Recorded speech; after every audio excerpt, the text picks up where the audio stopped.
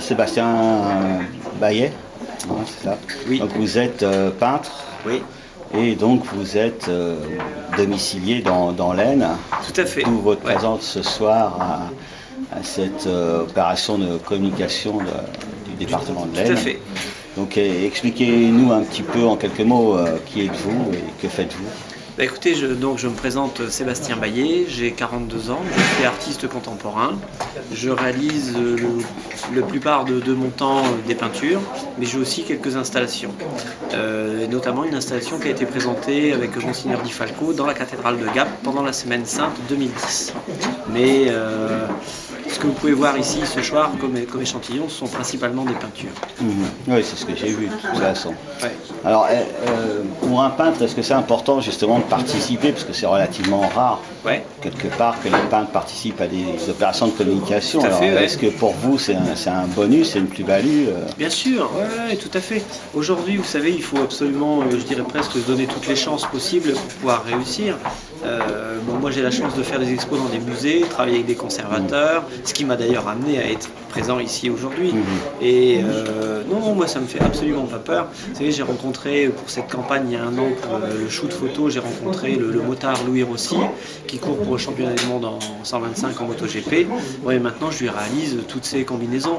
Donc, Oui, c'est ce qu'on a cru comprendre. voilà, c'est ça. C'est-à-dire qu'avant, moi, le monde de la moto, c'était un univers que je connaissais absolument pas et puis qui m'intéressait d'ailleurs pas du tout.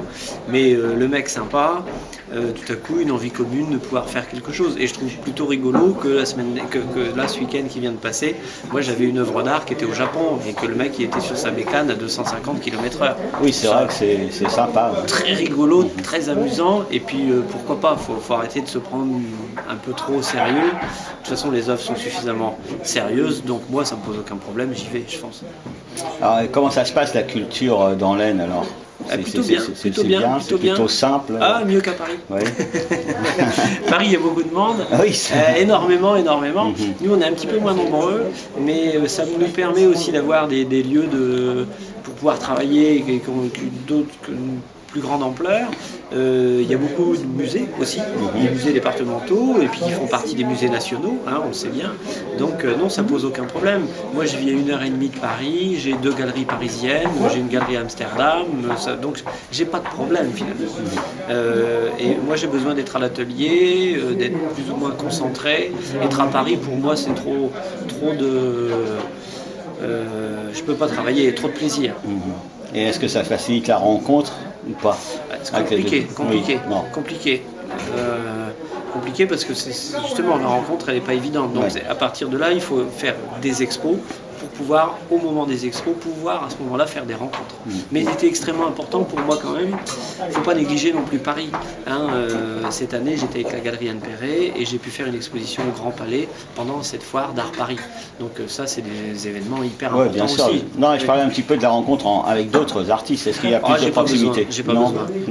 Non, vous savez, je les connais. Aussi, je veux bien rencontrer un mec à 80 piges pour que lui m'apprenne quelque chose. Mais rencontrer un mec à mon âge pour boire une bière, ça m'intéresse. Ah non, c'était pas dans ce sens-là. Moi, je parlais dans le sens professionnel, pas spécialement pour aller boire une bière. Aucun intérêt. Aucun intérêt. La seule chose qu'il faut savoir, c'est que les gens qui font la même profession et qui se rencontrent ne s'apportent absolument rien du tout. Ce qu'il faut surtout, c'est rencontrer des gens différents. Eux, ils peuvent vous apprendre quelque chose. Bien sûr. Donc le même milieu, c'est pas très intéressant.